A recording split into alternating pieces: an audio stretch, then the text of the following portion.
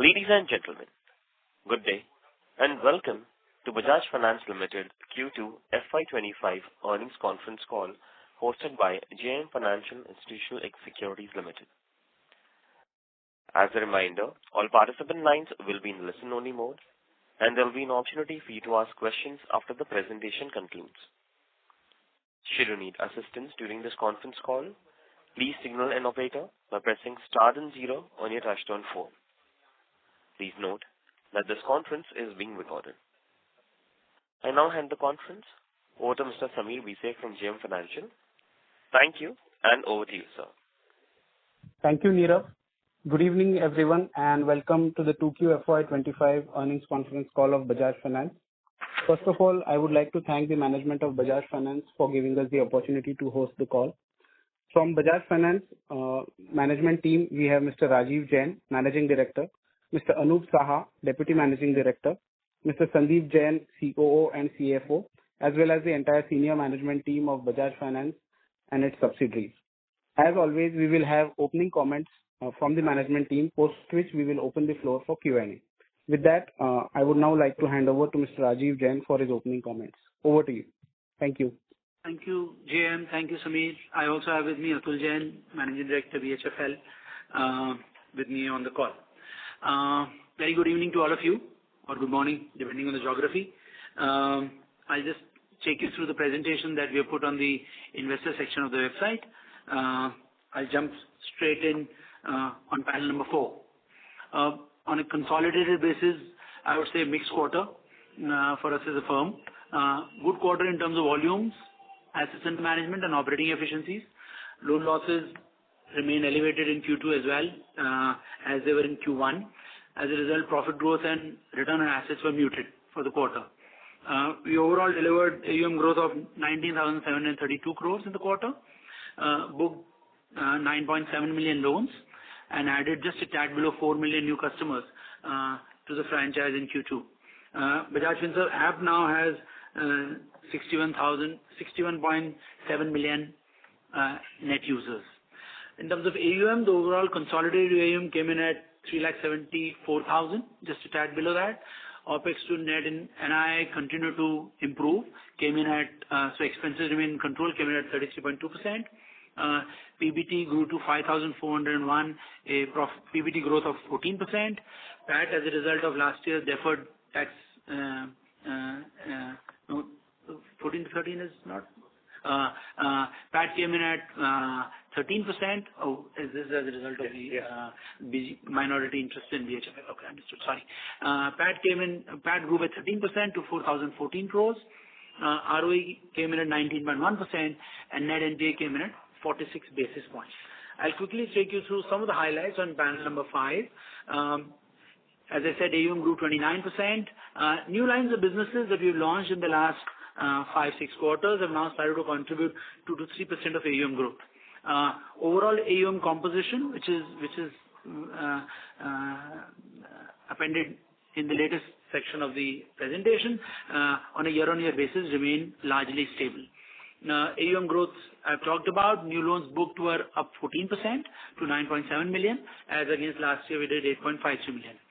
In terms of customer franchise, we added 4 million customers. We now estimate that our overall new customer addition to be 15 to 16 million in FY25, which will be in line with what we originated last year, marginally higher. Last year we did 14 million customers. This year we foresee between 15 to 16 million new customer addition.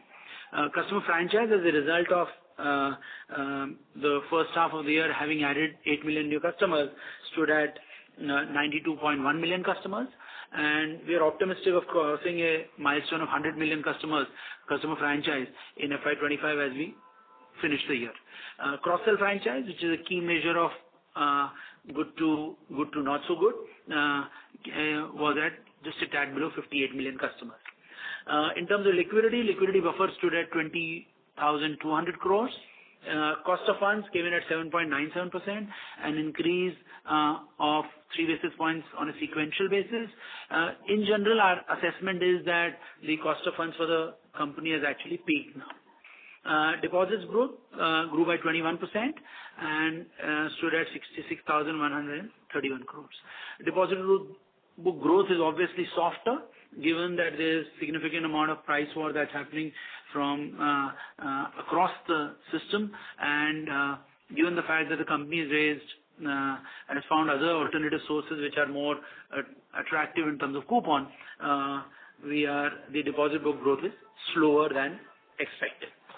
On the next panel, in terms of operating efficiencies, the net interest income grew by 23% to 8,838 crores. Overall NIM in our assessment is now stabilized. Between Q1 and Q2, there's hardly any drop. We think the NIM is now stabilized at these levels from here on. Total net income, net total income grew by 24%. So NII grew by 23%. Net total income, NTI, grew by 24%. OPEX to net total income improved to 33.2% versus 34% last year same time. We continue to optimize operating expenses, I would say. As I've said in the past calls, that it's one of the levers that we have to continue to pull through, both by optimization on one hand and continue to invest in technology, which is mainly Gen AI, to improve productivity. Employee headcount stood at 59,400 people on a consolidated basis. We added 4,007 staff in Q2. Annualized attrition was marginally higher than last year at 16.4%. Credit cost, which is the dampener for the quarter, I would say, because when I look at the PPOP number, came in at 24%. 25%. PPOP number was good, so we managed to do well on AUM, managed to do well on NI, managed to do well on managing expenses, but credit cost was a dampener for the quarter. It was so in the last quarter as well. I'll give you some update on that over the next 4 or 5 points. Gross loan loss and provisions came in at 1,934 crores. They remained elevated in Q2 as well. If you break up the loan losses in terms of stage 1 and stage 2, in Q2, stage 2 assets have actually reduced by 357 crores. And because of elevated stage 2 in Q1, the stage 3 increased by 900 crores.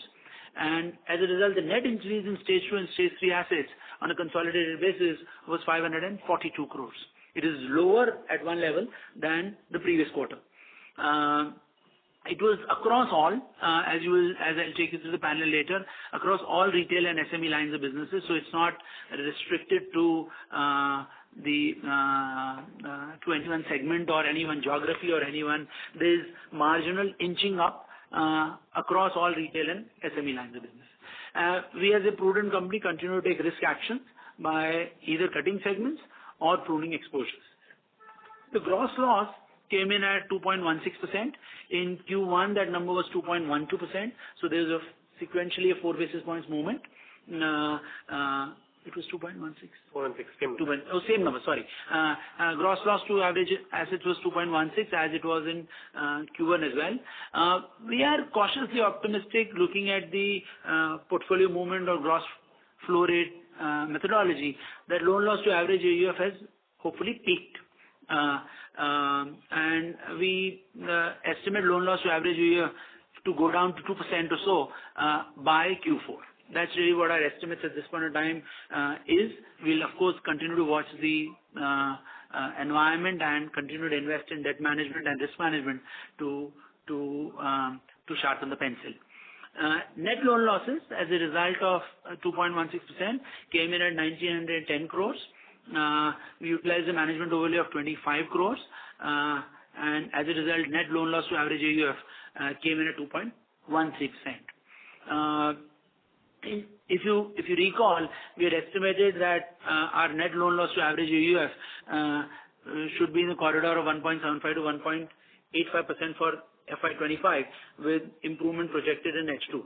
At this juncture, from a guidance standpoint, I would say that we estimate the FY25 net loan loss to average assets to be between 2 and 2.05%. It's more likely to be 2.05 than to be 2.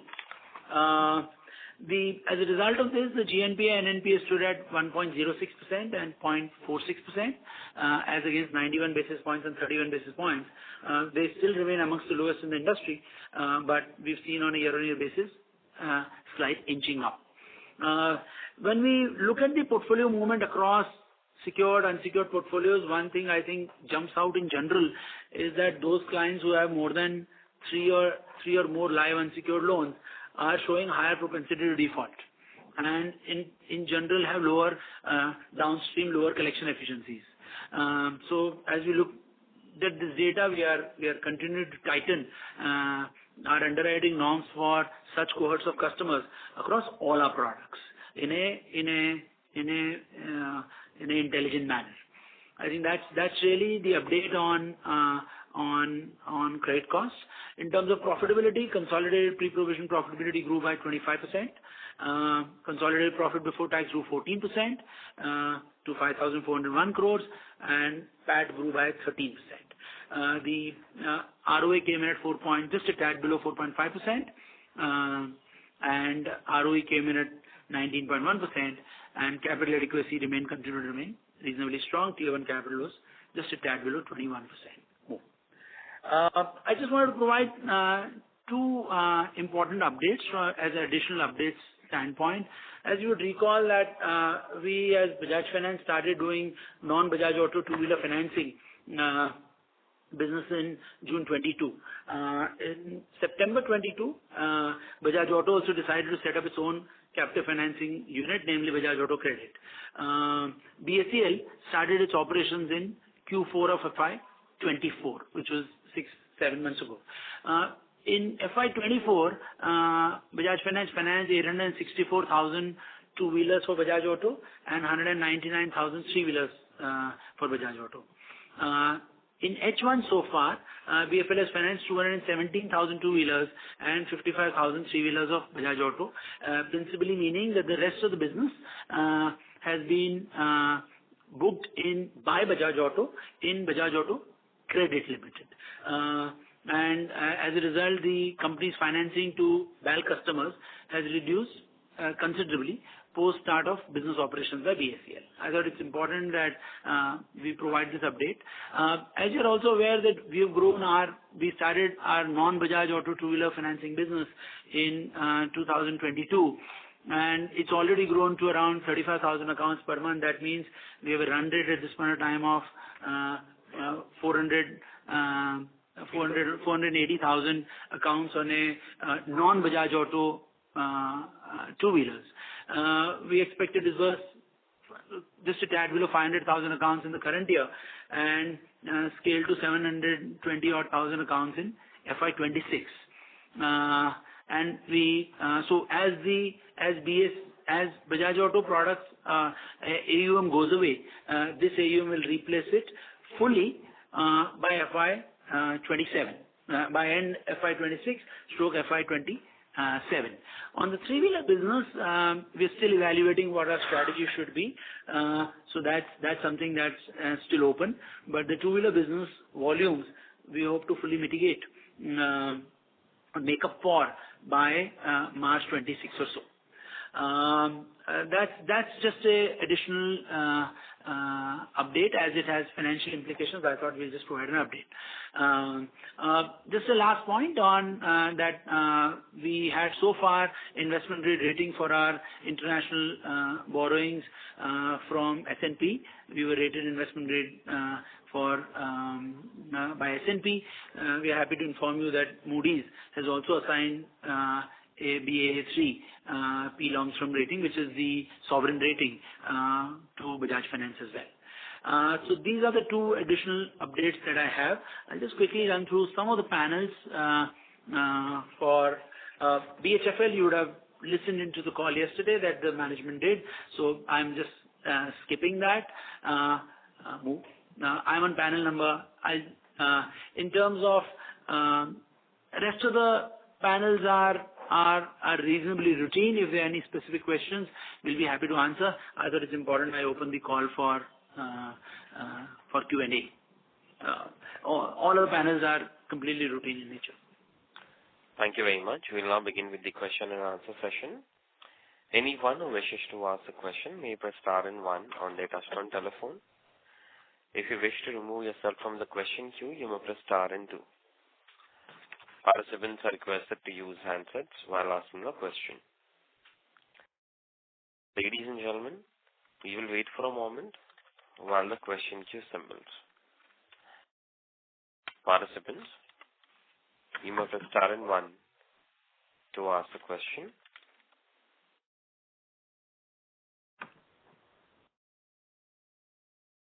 First question is from the line of Chintan Joshi from Autonomous. Please go ahead. Hi, can you hear me? Yes, we can hear you. Yeah. Hi, thank you. So two questions, one on asset quality and one on NII.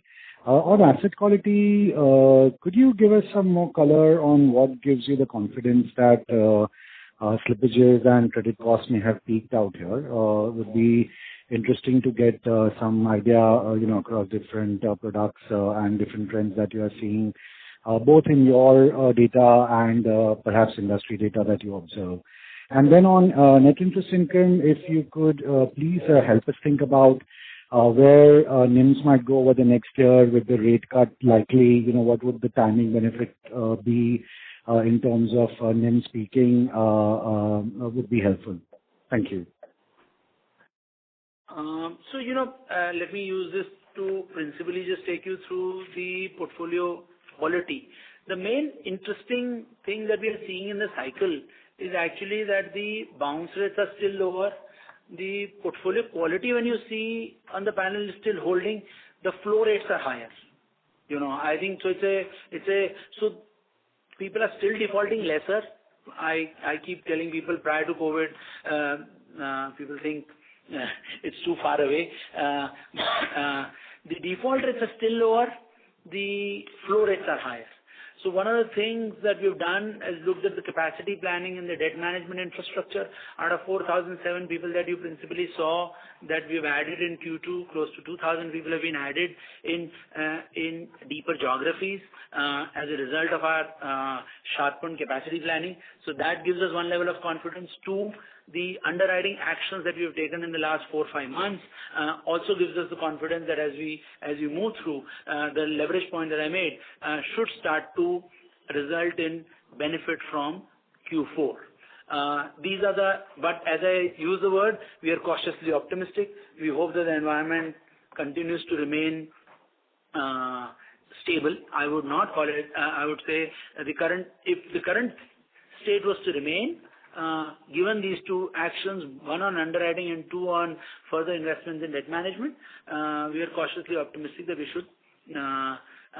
If I give you texture, that at a point in time in terms of clients who came on board non-B2B loans are shorter tenor loans, so this point is not relevant. If you had 13% of the clients who came in with 3+ personal loans when we gave them, now it's only 8-9%. So that's the impact on volumes we've taken. Doesn't mean they're bad, but as we've cut exposures on them, as we keep doing more and more such actions, we should see the book start to come back to 185 to 195 basis points of credit costs. That's on the one part. Second part is on NIMs. Look, Sandeep, yeah. I think NIM very clearly, as the cost of funds starts to go down, I think with a lag of 1 or 2 quarters, we should start to see the benefit very clearly emerge to us as well.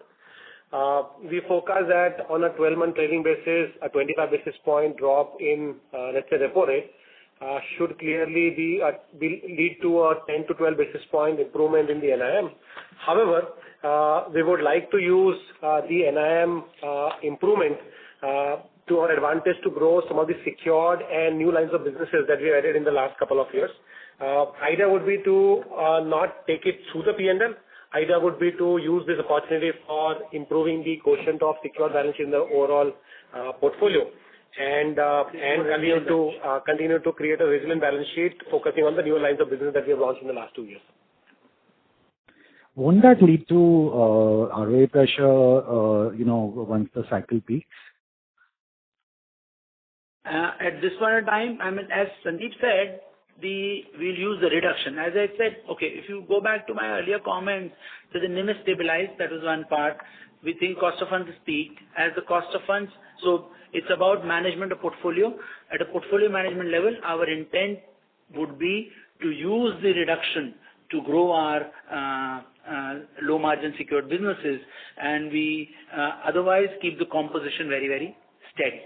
And I think it's important, Chintan, that I make this point as we get into FY26. Rajiv did make a point on operating efficiencies getting created by rationalization of operating expenses.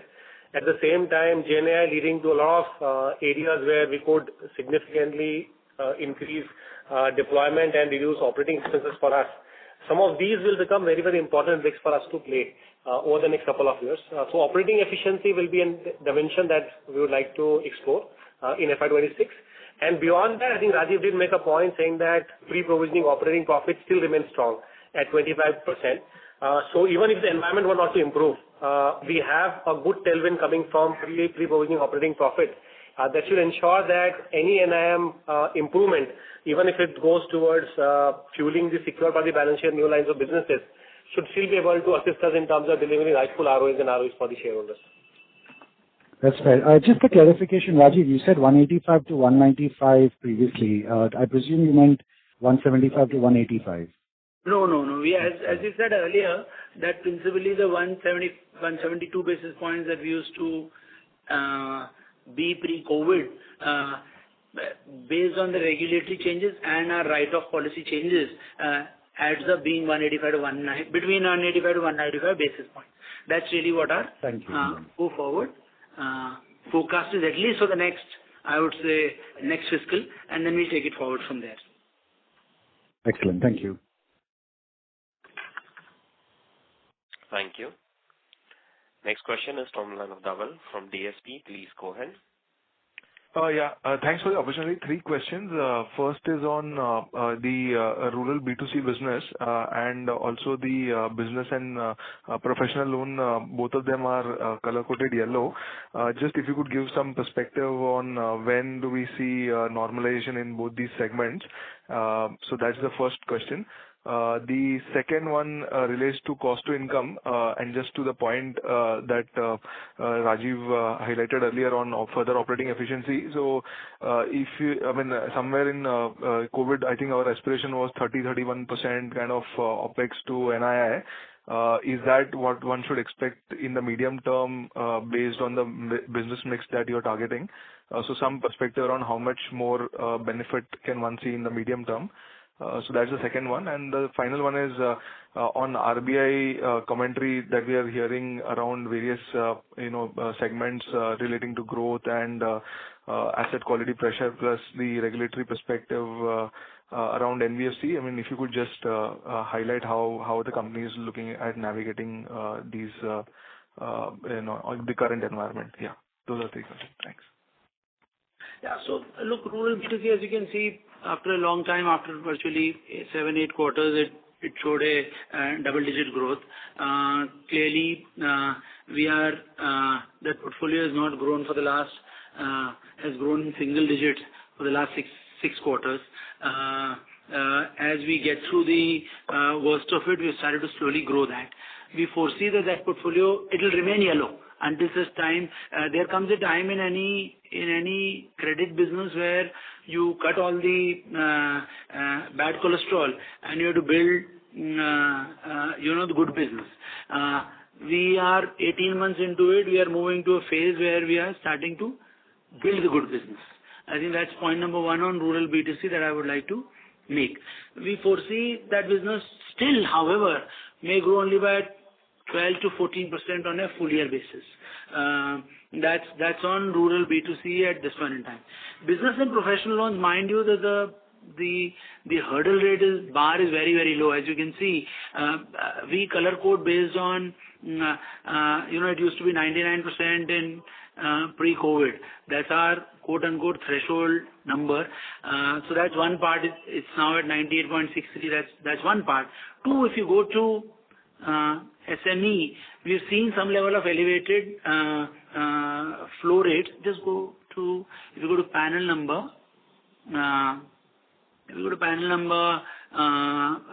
I'm referring to panel number 52.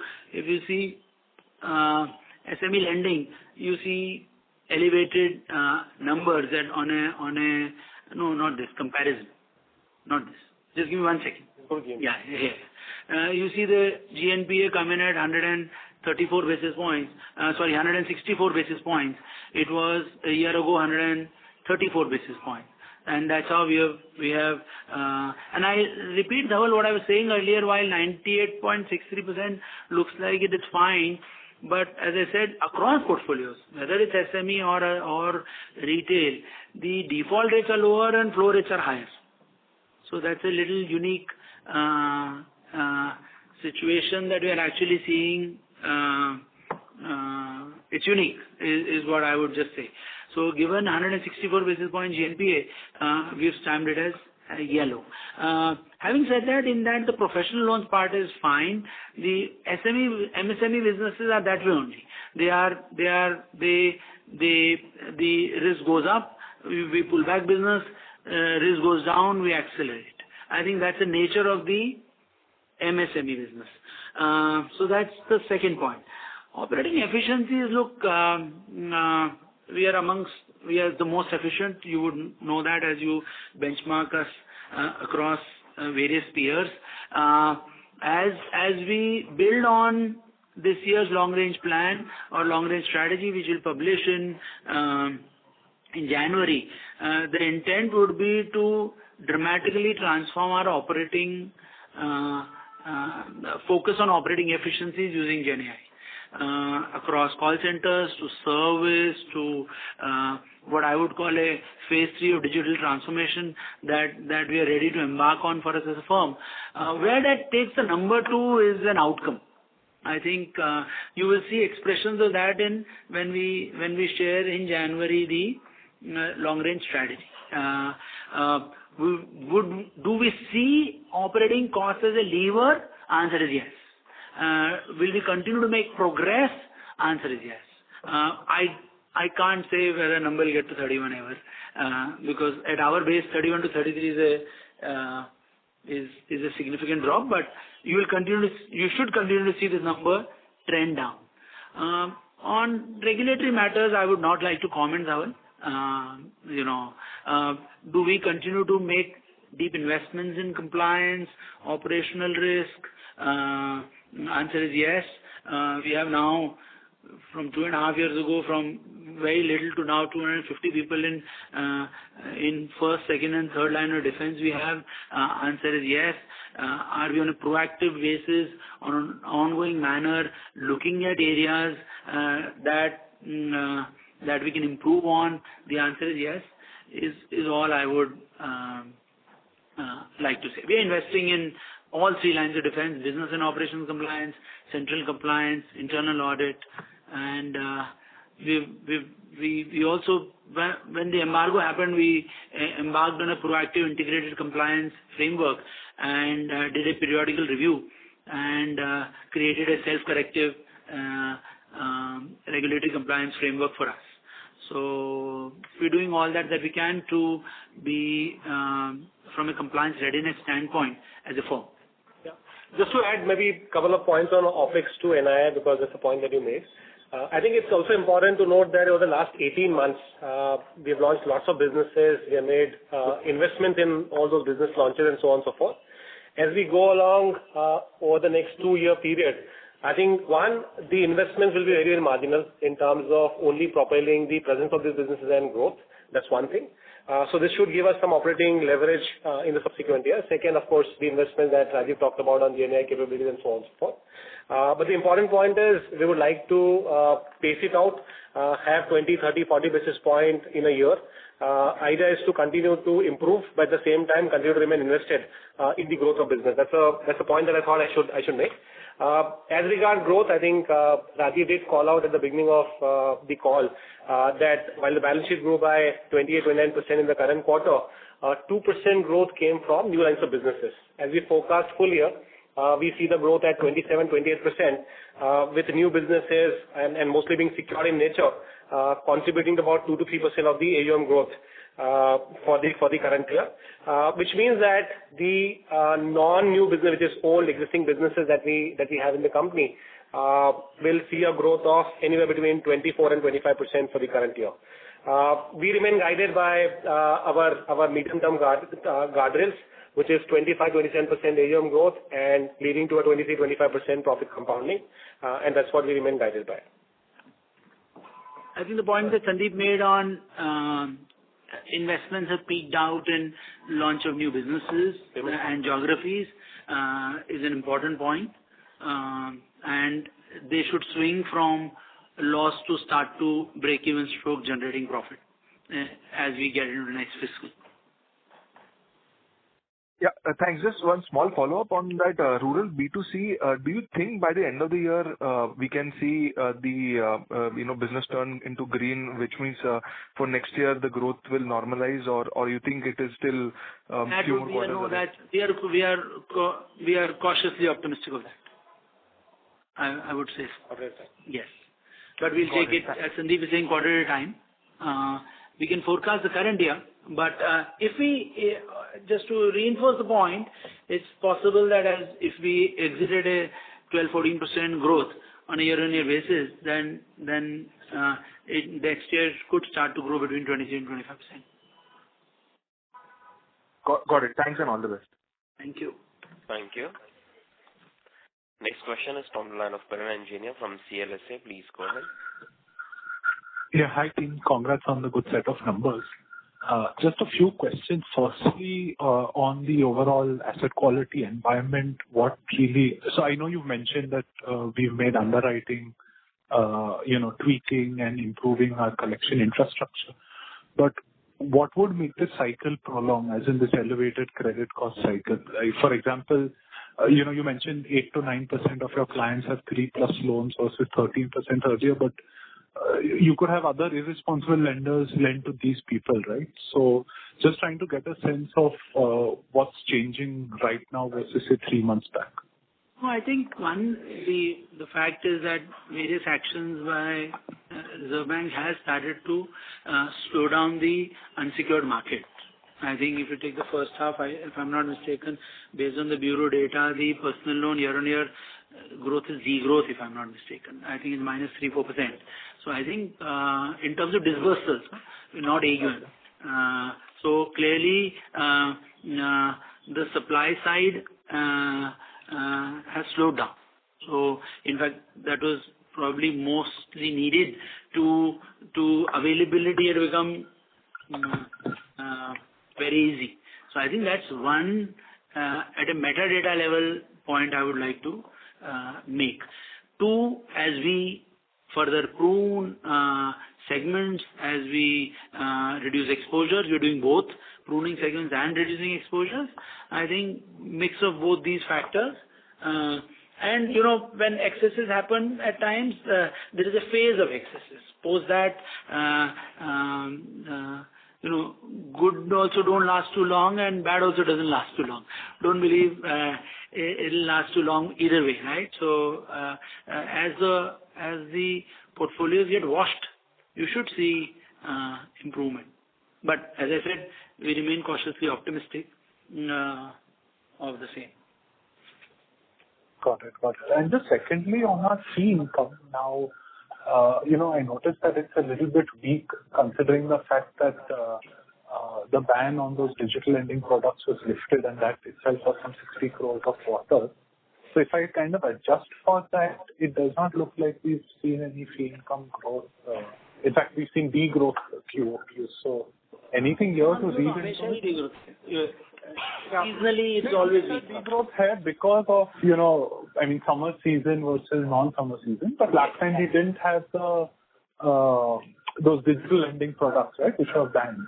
Yes. And now we would have had it. So I would have expected to be at least flat. So is this because of the RBL thing where collections are not doing for them and therefore fee and OPEX both are proportionately lower? Yeah. So, Piran, point number one, I think if you're referring to last year, whether we had the fee income or the digital lending fee income not being there. I think last year the action by RBI was in November. So quarter two last year we did have that income from viable comparable point of view. However, to the other point that you're making on the co-brand credit card, where the collection activities was earlier managed by us, incrementally starting quarter two, that activity has moved to RBL, rightfully so. And that has an impact in terms of overall fee income for the quarter from a comparative point of view. Got it. He was making a point on sequential basis, if I'm not mistaken. Yeah, I was on year or sequential? No, I was QOQ. So when last quarter is 2 months you all didn't do that product, right? Yeah. The answer is then very clearly the transfer of the collections activity to RBL Bank, which otherwise would have come to us as payment towards the collections activity, would have set in the fee income. Okay, fair enough. And just on the NIM outlook, did I hear it correctly that NIM will be stable assuming no rate cuts further? Yes. Or is it that cost of funds will be stable but yield could still decline because of portfolio mix? Both are peaked and AUM composition should stabilize. Both. Got it. Okay, that's it from my end. Thank you and wish you all the best. Thank you. Thank you. Next question is from the line of Kunal Shah from Citigroup. Please go ahead. Yeah. So, firstly, maybe in terms of the overall growth, given the environment wherein we are, we have kept on increasing the credit cost guidance as well. But still, we sound bit upbeat on the growth despite Bajaj Auto business. Maybe I think that's coming off. Plus, you said like you are tightening few of the standards. But I think that commentary on the growth still seems to be like 27-28%. No doubt there is something which is contributing from the new business, but existing is also continuing. So wouldn't it maybe in terms of the approach, maybe in terms of the growth versus credit cost, is there any change in the approach that we are looking, or there is no need to change at this point in time? No, there's no need to. There's no, as I mentioned earlier, Kunal, that between 2 to 3 or maybe, in fact, as we exit the year, close to 4% of the growth may probably be coming from new lines of business. Possible. Between new two-wheeler to tractor, car financing, to new car financing, to CV, which just went live in July, to gold loan, while it's an old business but growing growing healthily. These are 5-6 lines of businesses that are yet to, if I may say so, break out in any given manner. Some of them will start to break out by the fourth quarter. So if you knock this off, the organic, so-called, even this is organic, the organic number would have looked like 24-25%. You know, so it's just we use the good times over the last 24 months to launch or complete a product suite as a firm, which is helping us continue to generate AUM momentum without having to compromise in any given manner the credit quality. Sure. And secondly, in terms of urban B2C, so if you look at stage 2, that still continues to be quite elevated, almost similar to where it was in last quarter as well. And then we had seen this kind of increase out there as well of say almost like 38 odd basis points in the GNPA. And maybe as you indicated for SME lending, maybe moving from 1.4 to 1.6 made it like getting to the amber. Do you see the risk of urban B2C also getting into amber given the collection efficiency and this kind of trend in stage 2? No, we remain watchful, Kunal, is what I would say. And as I said earlier in the call, that we saw inching up on panel 51 across. So, you know, technically, so clearly there is pressure across. Now, mind you, you can see the numbers and absolute numbers in urban sales finance and rural sales finance are smaller, but one has seen movement across lines on a year-on-year basis. So we remain watchful. You know, and only point I would like to make is that between managing risk and managing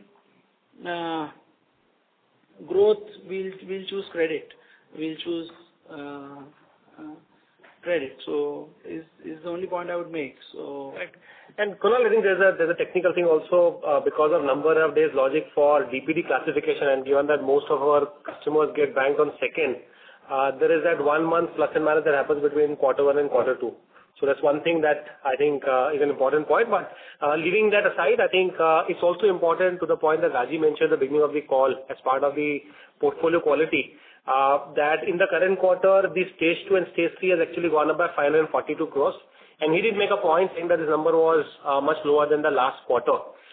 Just to give you context, last quarter, the stage 2 and stage 3 on account of various disruption that we had referred to in Q1, and I'm not repeating it, has seen actually 1100 crores of movement. Yes. So Q1 had seen 1100 crores of addition to stage 2 and stage 3. Versus that in the current quarter, the movement to stage 2 and stage 3 is 542 crores. So there is that level of improvement that is clearly visible. Got it. And last question, was there the option to create the management overlay buffer against this one-time gain? And would you have done that, or maybe that was not there from the auditors, and that's the reason we inch up the guidance and still maybe not have created any buffer out there against this one-off? Yeah, Kunal, just to clarify, when we mean option, I think we don't have options. We look at the data points and based on that decide what is the right thing to do. The one-time gain does not necessarily give you an opportunity or option to create provision. We looked at the information, and based on that, we did not felt a need at this point in time to create an overlay. However, to the other point that you made, even from accounting perspective, the gain sits in standalone financials. On a consolidated basis, goes and sits in the reserve. So if that was a question that was a point that you were highlighting, yes, in the consol numbers, it go and sits in the reserve. And Kunal, I'll reiterate the point that I made, that which I said earlier, that if the PPOP is 25%, then we have sufficient margin in the P&L for us to sustain any kind of. I won't even, just on this point, I would just make a point that let's say if our long-term or medium-term guidance stroke experience stroke guidance is 185 to 190 basis points, and if you're looking at full year 205 basis points, doesn't create pressure. It's a 10% increase or a 8% increase in credit cost, doesn't create that kind of year-on-year comparables are looking bad because we were at 156 basis points at that point in time, and we were consuming overlays. If you do apple to apple, what our run rate is, which is 185, 190, 195, let's say, for a moment, given our diversity of businesses, and the number on a full year basis comes in at 205, even let's say worst case 210 basis points, that's a 10% stroke, 7, 8, 10% increase in credit costs on a year-on-year basis, or from our medium-term experience stroke guidance. So I won't lose too much sleep over it. Sure. Yeah, sure. Thanks and all the best. Yeah. Thank you. Thank you. Next question is from the line of Viral Shah from IIFL Securities. Please go ahead. Yeah, hi. Thank you for the opportunity. Rajiv, I wanted to ask, you were talking about the new businesses and them contributing to growth. But if I look at the distribution slide for tractor, I see that nearly on a sequential basis, the distribution has halved. So is there anything to read into it, or what has happened over there? Sorry? So what we disclose out there for the first 2 quarters is exact number of dealers that we have signed up. Depending on the activation rate that we see as to how many dealers have started booking cases, on a 2-quarter basis, we do that adjustment. So if you see that drop is on account of having seen probably less or no business from those counters. It's very early stage of business. Don't read anything into it. Got it. Business is now boarding between 65-70 crores of volumes per month since January. We started the business in January. We are cautiously growing this. It's a business to be grown cautiously only, given that it has a different repayment behavior and patterns. So nothing to read into that line, but we are now disbursing between 65-70 crores of volumes a month in Got it. And tier 3 geographies. Sorry, you were saying something. No, go ahead. And secondly, if I look at the two-wheeler and the three-wheeler business, right? You mentioned about the Bajaj Auto credit and that business. Wanted to understand, like, is there any, say, the ROA or the profitability differential between, say, doing the non-captive business versus the captive business? Just trying to understand if at all there can be any. No, I think it's a fair question. So principally, look, the group two-wheeler, this company was formed to do Bajaj Auto products. So it's a little bit of mixed feeling that as that business goes out, it's a profitable business, but it also used to be, as you may have observed over years, it's also a volatile business. All captive businesses are more volatile than non-captive. It's a global truth in terms of credit performance. I mean, during COVID, we really struggled. It was 5% of the balance sheet and 20% of the GNP. But over cycles, it was a profitable business. We foresee that the group two-wheeler financing AUM will mostly wind down fully over the next 2 years. In fact, that will, since you raised the point, I must make a point, it will actually lead to, as this winds down, it will lead to lowering of our loan loss to average AUM. It's an important point I must make. If you look at it today, as of September, it's 4.3% of the balance sheet, and it is 18% of consolidated GNPA. This is a factual number as of Q2. So eventually, as this book winds down, we will see the benefit come through in the overall loan loss to average AUF. Correspondingly, the non-Bajaj book for us, because it's an open architecture business, comes in at half the risk cost. That's been our experience over the last 2 years. So in the short term, it has some impact on profitability. Over long term, it will be beneficial in building a lower risk business and aggregate for us as a firm. So I think that's really how this migration or transition will principally play out. So it's a mixed feeling, but. No, I understand, and thank you for that detailed listing, Rajiv, perspective. And because you mentioned also the asset quality piece over there, if I look at your panels that you give in terms of the portfolio quality, so in that we have seen that in this quarter, sequentially it has moved up, right? The stage 2 and stage 1 has come down, and even versus, say, if I compare it, I understand even from a YOY basis, it's come down. Whereas over this period, I would expect that the non-captive business would have built up just in terms of the size. No. It'll take us 2 years. As I said earlier, we are at 35,000. They used to do 65,000. We're doing very little three-wheeler. They used to do 20,000 and every three-wheeler is virtually equivalent to 2.5, 3 two-wheelers. So it'll take us, as I said earlier, 2 years to fully make up for the AUM. So that's why, as I said, there'll be short-term impact on profitability because AR will go down. It's by March 26, we'll start to make up as much AR addition as Bajaj Auto used to do with us in terms of quarterly addition. But we are very clear it's half the risk cost. That is super clear to us. Got it. But my question was actually more on the asset quality front. Like what was... So it is going through a high credit phase. So last year was abnormally low credit phase. I must make a point to you. Its long-term average loan loss to average assets has been in the region of 4%. Last year, if you see this number was looking like 1.5%, and recoveries were very high.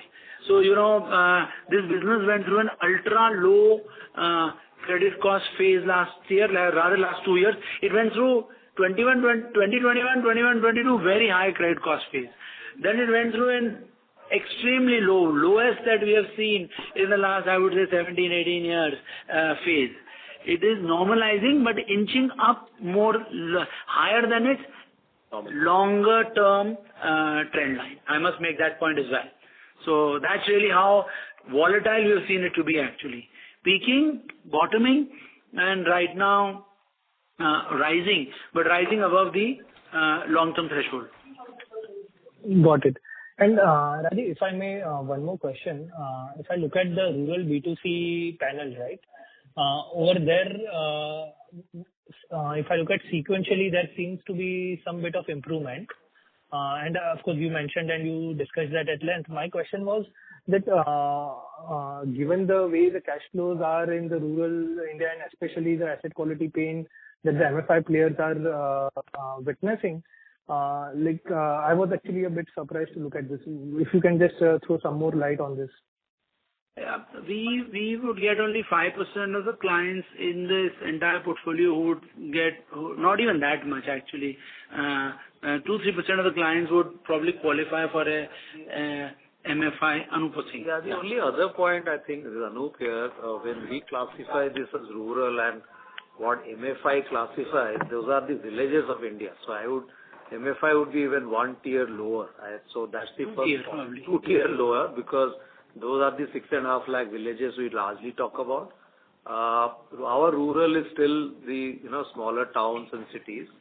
That's one. 550 plus cities. Yeah. And the second point is the MFI equivalent segment will be very small. That would be 3-4%. So who can be like household income below 3 lakhs or so on and so forth. So there will be not much of overlap there.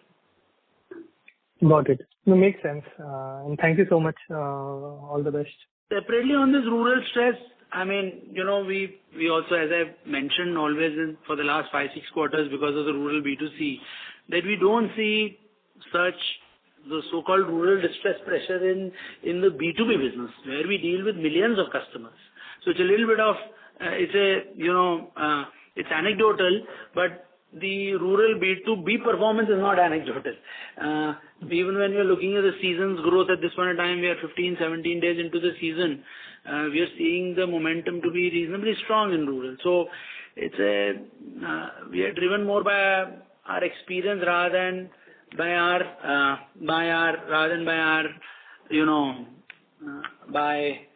anecdotes. So rural B2B continues to be strong, both in terms of momentum and in terms of credit performance. B2C, of course, we've seen pressure and we've acted on. Yeah. Just for the full transparency, I think it's important that I call it out. Rural B2C also includes MFI JLG business that is run independently. That's about 600 crores of balance sheet that we have. That's all sitting there. The portfolio continues to remain reasonably healthy. It's very young. Yeah, understood. That I agree. Thank you. We'll break that at some point in time, but it's too small. It becomes relevant. It's not relevant. That's why. Next question is from the line of Roshan from ICICI Prudential. Please go ahead. Yeah, thanks for taking my questions. Firstly, you mentioned this 13% number to be the live unsecured loans overlap, that 3 plus live unsecured loans overlap number. That was the case a few years ago. What was it? It was not clear. 13% decreased to 9%. 8%. Let me give you full numbers since you're asking. It was 8%. It went to the peak of 13%. Is now down to 9-10%. So it's not like this is a new thing, but the supply of those clients' propensity to take has increased. And because the supply increase or availability increase, their borrowing pattern increase. So it's not like it was pre-COVID, it was 0. It was 8% in our customer banking. It went up all the way to 13. It's down to 9-10. Right. And when I look at this amber color panel and your GNPA movement, the GNPA has increased across the board, like you said, but you chose to call out SME lending and rural B2C alone as amber. Anything more to what you're seeing which is not clear in data? It's a management assessment, Roshan, nothing else. Where we are tightening in a transparent manner, we are assessing. As I pointed out, as you are reinforcing, you see movement even in gold loan, right? On a year-on-year basis, 35 basis points, GNPA has gone to 53. I'm giving an example to make a point, right? or a 60 basis points in urban sales finance gone to 81. But wherever we tighten and we act on is really what or things go lower than pre-COVID or higher than pre-COVID in terms of delinquencies. That's how we in general provide management assurance to me. So I hope that makes it clear. Yeah. The other question I have here is, last quarter you said bounce rates are stable, but whatever has bounced is turning out to be very chronic. Same point, Ami. Yes, that is, as I said, the flow rates. I use the word flow rates. It's the same point. The defaults remain lower, but flow rates are higher. That has not changed, Roshan, as yet. Right. And just one last question. There was this suicide case that has happened, right? So any comments on that?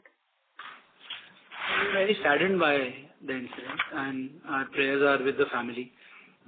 We've referred the incident that happened. It's very, very unfortunate and sad incident that happened. We've referred it to our internal disciplinary action committee for investigation and recommendation, and we will go by and we've shared our actionabilities or learnings that we've taken away with the board as well. Is all I have to say. Sure. Thanks. That's all from my side, and all the very best. Thank you.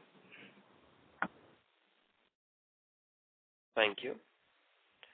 Next question is from the line of Umang Shah from Kotak Mutual Fund. Please go ahead. Yeah, hi. Good evening. Thanks for taking my question. I have two questions. One is, Rajiv, if you could, at the beginning of the call, you already mentioned that probably by the end of 2025, you'll share long-range plan, but it's just some color as to how should we look at the standalone Bajaj Finance entity, maybe broadly in terms of growth and profitability and ROEs, given that Atul has already spelled it out about Bajaj Housing Finance on the Bajaj Housing earnings call. I mean, that will give us some clarity on how should we look at the standalone entity, maybe from a 2 to 3 year perspective. Just because we happen to have listed the firm and offloaded 11%, we continue to be 90%, just a short of 90% owner of Bajaj Housing Finance, and that's why we still look at it as sum of parts. While they have the independent journey and independent, but they are 31% of the balance sheet today on a consolidated basis. I don't foresee the composition, their contribution to profitability, etc., so on and so forth, to change in any given manner. So we still look at it as sum of parts of BHFL, BFSL, and BFL. And we continue to be excited about both the subsidiaries and, of course, the core operating business of Bajaj Finance. So we, at least in my head, until I run it, I continue to look at it on a consolidated basis is what I would say. Understood. A fair point. And just the second question is on, clearly we are getting a little mixed sort of views or commentaries when it comes to consumption trends. We are losing your audio. Can you come to a better reception area? Good. Am I audible? Yeah, a little better now. Better.